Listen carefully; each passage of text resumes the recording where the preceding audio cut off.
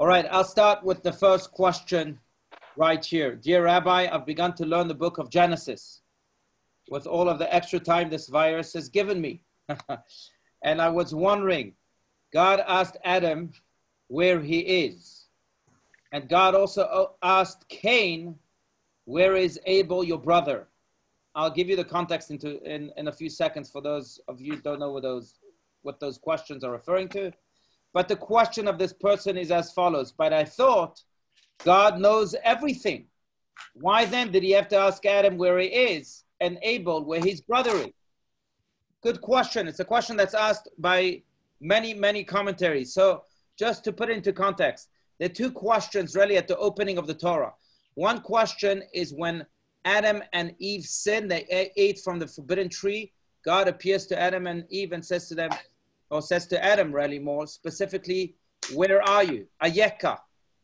Now the question this person is asking, well, God, I thought knew everything. Doesn't he know where Adam is? Why does he have to ask him that question? Fast forward, I think, to Genesis 4, chapter 4, I think somewhere there. But we have the first murder in human history. What's the first murder? Where Cain killed his brother Abel. After he killed him, then God appeared to Cain and he asked him, where is Abel, your brother? But God didn't know that Abel was just murdered. Why is he asking him that question? That's the question that this person is asking. Great question. Yes, God knows everything. God knew exactly where Adam was, even though he was hiding after eating from the forbidden tree. And he also knew exactly that Abel had just been murdered. So there is his answer. And Rashi's answer is that God wanted to open the conversation with a question that almost is easy to swallow so that the person that will continue on the conversation. This will, in a way, engage the person in continuing to speak. It's almost like investigators. You see that on all these TV programs. When they investigate potential criminals, they first ask them easy questions. Hey, what's your name? Well, how old are you? I don't know, questions like that. Once the conversation gets going and they are engaged, then they start asking the hard questions. That's Rashi's take on these questions. But there is a deeper and I think much more also profound and relevant take to these questions. God was asking Adam where he was, not because God did not know where Adam was, but because Adam did not know where he was. That's what sin does to you.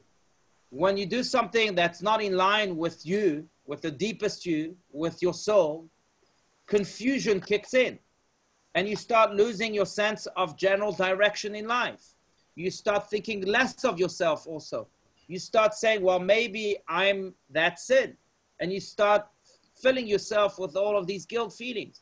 So God was saying to Adam, one second, where are you in this world? Have you lost that sense of direction? I know you just sinned. I know where you are. Where are you? Do you know where you are? Yeah. That's the question that God was asking Adam. And if I may, same with Abel and Cain. After Cain killed Abel, he says, where is Abel, your brother? And he's trying to say to Cain, one second, do you know what you just did? I know where Abel, your brother, is. I know it's the first murder in history. No one really knew what murder was about then. No one really knew how to kill another person. This was the first. But do you know what happened? Abel, your brother, is no longer here. Do you know that? I know this, God is saying to Cain. I know that he's not here. Do you know that he's not here? And then God continues on, by the way, because the response, you didn't write this, but the response of Cain, the murderer, to God, where is Abel, my brother? He says, well, I don't know, Shomer achi anochi. Am I my brother's keeper? And then God goes in full force and he says, Vayomer me asita. And he said to him, do you know what you did? What did you do? Kol demei achicha zoakim elai min ha'adama. Says the voice of the bloods of your brother that you just murdered are shouting at me from the ground. This is what you did. This is where Abel is in the voice of these bloods of his that are shouting at me from the ground. So Abel God knew exactly where Abel was. Cain did not know, because that's what sin in general does to you. It deviates you from your harmony in life, the harmony that you ought to have, between your actions and your soul. And when you deviate it, you lose that sense of spiritual direction. God is there as your compass to come and say, hey, wake up, where are you? Go back to your path. It's time for teshuvah, it's time to return. That's to answer that question. And of course, much more can be said about this.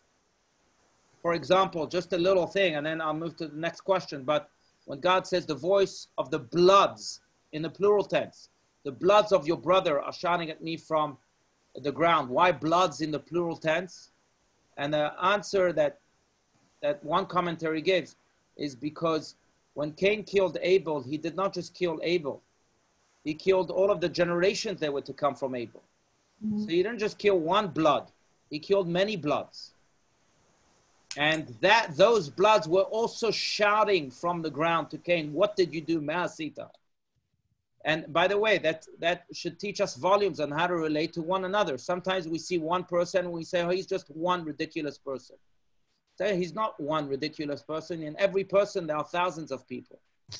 And we ought to relate to everybody as if they are really representatives of generations. Thousands and thousands of people. I think our relationships would then look a little bit different. Okay, next question. So, Rabbi, to tell you the truth, I've been fighting a lot this past week with family and friends about politics and all sorts of other things. Can you please tell me, why do so many people just not get it? Okay. So,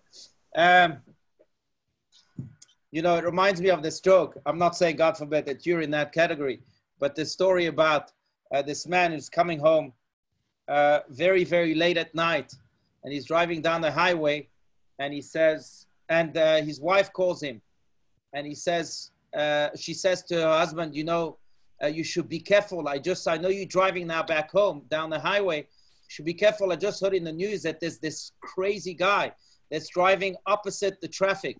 A husband tells his wife, I know, but you sure there's only one? There's thousands of them, thousands going against the traffic.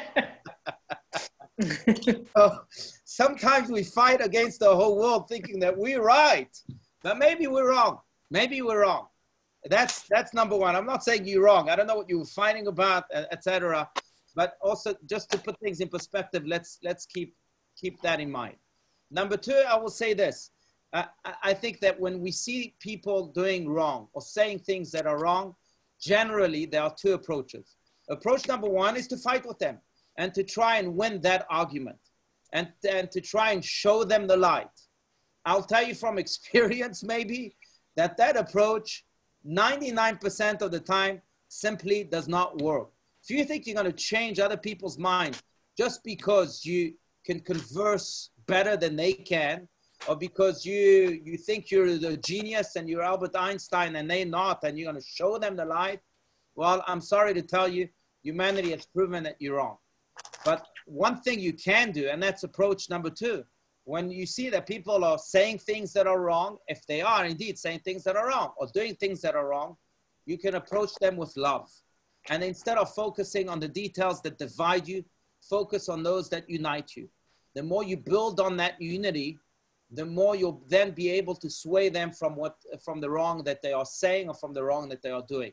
Reminded of a story that the Lubavitcher Rebbe, by the way, shared with Rabbi Yochanan Gordon, who was a rabbi in New Jersey in the 1950s. And he once came and asked the Rebbe, I don't know what to do. The president of my synagogue is someone that's not at all observant. And he doesn't even eat kosher. And I don't know what to do. Should I say something? Should I not say something? Again, approach number one would tell you, yes, go ahead. Fight with him. Argue with him. Maybe you win the argument and you'll convince him. But that wasn't the Rebbe's approach. I don't believe that's Judaism's approach. Judaism's approach is an approach of love. And what the Rebbe said to him in answer to that question, he said to him, have you ever been to a Russian sauna? And Rabbi Gordon said, no. Rebbe, what do you know about Russian saunas? Like, what? I haven't been to a Russian sauna. He said to him, well, I'm asking you because if you go to a Russian sauna, the Rebbe, I don't think was ever at a Russian sauna, but the Rebbe knew everything about this world. He Said if you go to a Russian sauna, you go to the sauna first and you schwitz very well. When you come out, there's someone with a big fig leaf that is waiting for you. And he asks you, do you want me to smack your back? And most people say, yes, of course. And they bend down and this guy's smacking their back and it feels great. Now, it might be painful and everything, and you just came out of the sauna and you're schwitzing, but apparently it's a great thing. Now, the Rebbe then went on to tell Rabbi Gordon, let me ask you a question. If you took that fig leaf and you went to someone in the street and you started beating them, how would they react? How would they react? They would be very upset. So the Rebbe says, then what's the difference between a guy in the sauna that's beating you and a guy in the street that's beating you? He's beating you the exact same way with the exact same leaf. And Rabbi Gordon didn't know what to say, and the Rebbe said, I'll tell you what the difference is. In the sauna, the person was first completely embraced with warmth. Once you've embraced someone with warmth, then you can hit him a little. It's in the street, you don't know the guy, you haven't showered him with love, you haven't embraced him with warmth.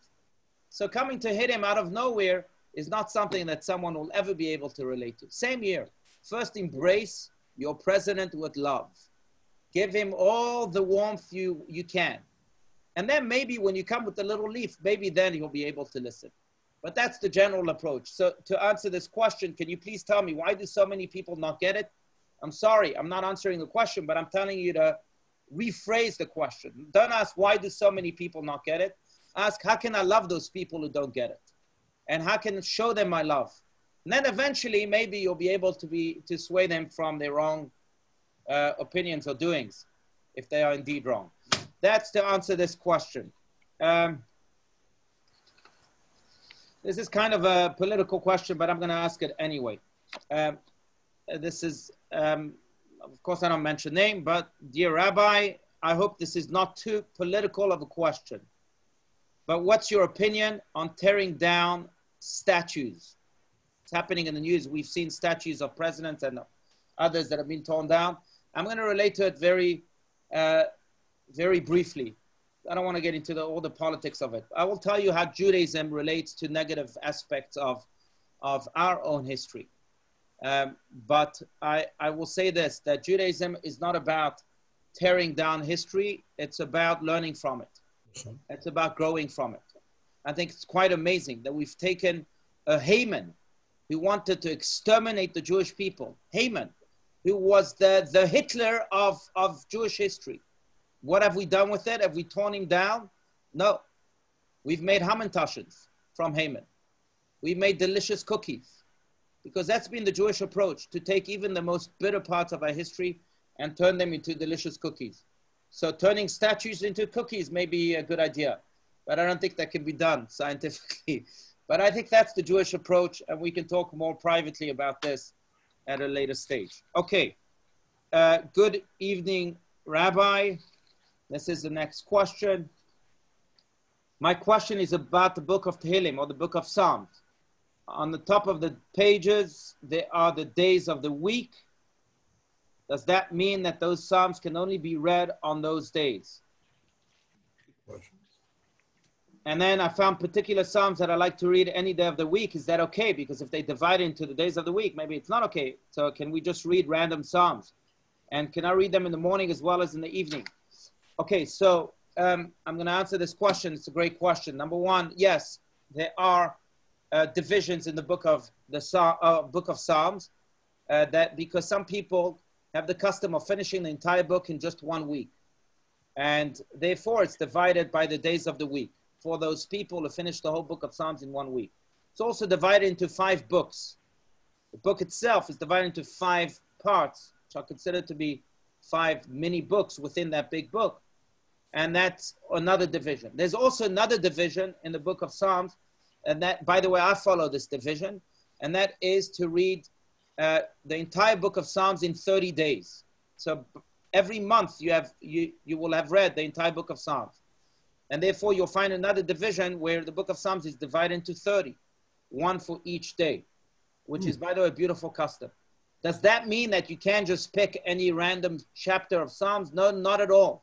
You should read any chapter of Psalm that you want. And in fact, we are taught by Hasidic masters, by the Tzemach Tzedek, Rabbi Menachem Mendel, who was the third Rebbe of Lubavitch, who would say that if we knew, listen to this, if we knew the power of Psalms, we would read them all the time, because they go all the way to the throne of glory, to God himself, and they shake the heavens, so to speak, and they ensure that all of our prayers are answered, more or less. That's more or less the quote. I'm not quoting verbatim. But that's the power of Psalms. So if we knew the power of Psalms, we would say it all the time. By the way, John Adams writes that there is no more beautiful poetry than King David's Book of Psalms. There's a beautiful quote. I don't remember it, but way he speaks. And again, he glorifies the Book of Psalms. But beyond its beauty, it's very, very powerful. Psalms that are recited with a genuine heart and with tears are prayers that are certainly answered by God. Time and time again, I've seen it happen. I can share with you many stories. But I don't think there's anything greater in Judaism, in the world of prayer, than the Book of Psalms. So absolutely you can read any psalm that you want at any time. Okay, next question.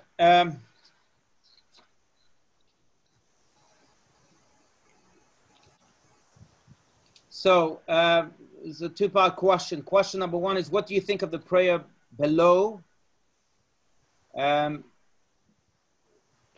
Taken from the conservative Siddur, using our mothers. So there's a prayer that instead of evoking our fathers, we evoke our mothers. You know, there are a lot of prayers that evoke the merits of our patriarchs and our matriarchs. Some prayers evoke only the patriarchs, some only the matriarchs. So the question is, what do I think of the prayer that evokes only the mothers, not the fathers? If that's your prayer, good. I mean, I think that any prayer that comes from the heart is a good prayer. If it's part of the traditional Siddur, I personally wouldn't say it, because I have tremendous respect for the composers of the Siddur. I think, even if I disagree, I think knew what they were doing. I think the Siddur, in a way, is a compilation of keys to the heavens. Every prayer is its own key. And just like I don't want to mess with the keys of my home, because then I'll be locked out, so too I don't want to mess with the keys of the Siddur.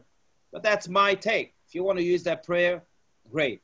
Second question is also touches upon politics a little bit, but it asks about the movement of Black Lives Matters and whether they are anti-Semitic, because that's what much of the research has shown. So I've seen the same research. I'm no expert on Black Lives Matter at all, at all. I try not to follow these things. I'm going to quote Lord Balfour, who I heard this from Rabbi Steinsaltz. I think I mentioned this not too long ago, who was asked if he reads newspapers. Lord Balfour was a cigarette smoker. Back in the day, this was in 1915, 1910s. He was the Prime Minister of Great Britain up until 1905. And then he was the foreign minister who's known for the Balfour Declaration. That was the first official recognition of the new Jewish state. It was later on established and declared its independence on May 14, 1948, as we all know. But Arthur Balfour was an avid smoker. And I asked him once, do you read newspapers? And he says, I'm not the type of guy that digs through a heap of garbage to find a half-smoked cigarette. So I'm not that type of guy either. I frankly can't understand all people who like engrossed in newspapers, and that's all they do, and they're on the news all the time, especially the rubbish magazines that are out there. People love reading. I just don't understand that. I mean, I see it in doctors' offices usually when people grab those magazines and like immersed in it. When they call their names, they have a hard time putting down the magazine. I don't understand that. I mean, it's fine. It's good for some people, but not for me. So I'm no expert on Black Lives Matters because I didn't have much of a chance really to read about them. Yes, I've read about their anti-Semitism. If that's true, then it's a big problem. Then yes, it's a huge, huge stain on the movement itself. or maybe a greater than you know, a greater stain than maybe it's a greater stain than maybe the little positivity they have. Maybe that's a darkness that extinguishes the light, if that's the case. So that's my answer to this question. The next question right here, and this is the last question for today, and then I'm happy again to open this up to everyone. But the question is this: how do we reconcile our very recent Rambam studies on forgiveness, not holding a grudge, with because it seems like the opposite behavior of not being a friar? I don't know if you're familiar with the term friar, but friar is an Israeli term, and I would say it's the term of, in English, I don't know if you have a It's term. not a good translation for it. There's no good translation for it. But a friar means someone that does anything for anyone, and he's taken advantage of all the time. Rabbi, isn't it mean like a free spirit? No, no. Friar means someone who's taken it, because he's so good, he's taken advantage of all the time. So how do you reconcile, like if you keep forgiving and you don't hold a grudge, maybe you're just a friar. Okay. Maybe you're just being taken advantage of. That's the question that's asked. And it's a good question. But I would say this, that we have to do what we have to do. And if that means I'm a friar, let it be. Fine. I have to forgive because I have to forgive. I can't hold a grudge. Holding a grudge is one of the most toxic things you can do. It's more toxic than pizza. It's more toxic than a rotten pizza. It's more toxic than a 7-year-old pizza. That's what I meant. It's really one of the most toxic things you can do. Why? Because the toxicity builds inside and it doesn't allow you to be you. It doesn't allow you really to embrace the opportunity of today. It holds you back. It imprisons you, imprisons that of the past that really don't enable you to spread your wings and fly into the future. That's what grudges do. So if you are not holding a grudge and if you are forgiving and forgetting, and that makes you a friar, fine. I'd rather be a friar than hold a grudge. Now, it's much harder to you know, I think to not hold a grudge than to forgive. Many people forgive, but they still hold that grudge. So I'm sorry, it's much easier to forgive than not holding a grudge. But both are required of us. How do you do that? Maybe that's not the question here, but maybe to go in that direction. How do you do that? Simply by, I think there's a 3-step method that's offered also in the Talmud and in other places. Step number 1 is don't think about it anymore. Step number 2 is try and, it's a harder step, but shower love upon that person. When you love someone, that other person will at some point respond with love. And even if he does, he'll change his feelings about you. That's something else. Now, that's step number 2. Step number 3 is to ensure to look inside you. Maybe you've hurt people. And maybe those people are holding a grudge against you, and that's why you're being punished now with the same punishment, so to speak, with the same medicine. So the step number 3 is to ask forgiveness from the people that you may have hurt. When they let go of their grudge, it'll be easier for you to let go of your grudge. That's a third, deeper, more Kabbalistic solution. But these are the 3 solutions all together that are offered to ensure that we don't hold a grudge, which is, again, one of the most toxic things we can do. All right, friends, I want to open this up to any questions you may have. Again, feel free to unmute yourselves or ask the question via chat. Yes, Mark. So just building on your last comment. Yeah. When you read Desiderata, you know, the Indian poem, or yeah, proverb, I really don't know how to refer to it as, but it talks about avoiding those people that are, who aggravate your soul. And I have known people who actually take pride in creating problems and creating rumors and undermining good work of others. And philosophically, my attitude is to avoid them. Yes, I could praise them. I could tell them that they're much better than they are, and maybe they'll follow that path going forward. But my tendency has always been to avoid. And my wife says I have an avoidance personality. But having said that, what is your take on it? Look, that's, as I said, that's step one, right? There's step two and there's step three to it too. That's step one, and that's certainly a valid step. And sometimes we're not emotionally equipped to be able to deal with that person. All we can do is avoid. So that's a great step, and that's a legitimate step. But I will say this, that I think there's a difference, and that we have to ask ourselves honestly, am I avoiding or am I escaping? That's the big question we have to ask. To avoid is one thing.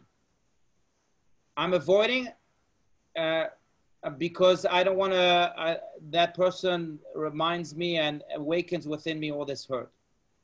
Am I escaping my responsibilities towards this person? That's a different question. Am I escaping? Maybe this person was you know, you know that expression, hurt people, hurt people. Hurt people, right? When you hurt others. So maybe I have a responsibility to try and heal that person. Yes, he hurt me, but maybe I'm escaping, and maybe I'm the only one who can help him really heal. And if I help him heal, he won't fall into the category of hurt people, hurt people. He won't hurt people anymore because he himself won't be hurt thanks to me helping him heal. So am I escaping from any responsibility or not? If I'm not, and I'm just avoiding, then great. That's fine. That's step one. But we really have to ask ourselves that question. Am I avoiding or escaping? It takes a lot of courage, right? Right. I suspect I really don't know whether I'm escaping or avoiding. I think it's a little bit of both. I have no desire to aggravate my soul and my psyche through engaging people who aggravate me, who bring bad will. Right. So, and I understand that. And again, like I said, sometimes we're not emotionally equipped. And if that's the case, then you're choosing the right path. Yeah. I mean, every case is different. Yeah. Rabbi?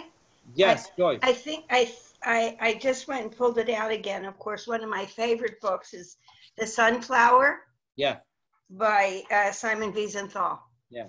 And I think it's an extraordinary book about very much what you're talking about, because the commentaries too come there. You know, the newer version has some commentaries from other people as well. It's a real hard one. It's a hard question. I mean, I don't have one answer, but as we've been talking about this for a few weeks now in different ways, about forgiveness and teshuvah and what we're carrying with us, I keep thinking about this book, and what the way it's written makes us think. Right. And my husband, Eddie, he was like, you hurt me, my wife, you're done. That's it. I was the one that it's okay. I look a different way. You know, I'm a therapist, so I'm always giving people the benefit of the doubt. He was, you know, no way. You hurt someone I love, you're done. That's it. He's not going to see them anymore. And so, you know, I can relate to all of it. And I guess it also relates to making me look inward. Right. I'm going to add one more layer to this, and I'm thinking of the Talmudic statement that says, "Kol ha'ma'avir al midotav, ma'avirin lo al kol peshav," which means that someone who is able to forgive and let go of the grudge completely, then God forgives them and lets go of his grudges, so to speak, towards that person. In other words, the person is instantly cleansed. He doesn't have to wait for Yom Kippur. Wow. If you can forgive and get rid of that grudge. And God says, oh, you behaving that way? I'll behave that way towards you too. I'll forgive and not hold any grudge towards you. Wow. Imagine the power of that. That's powerful. Yeah. Powerful.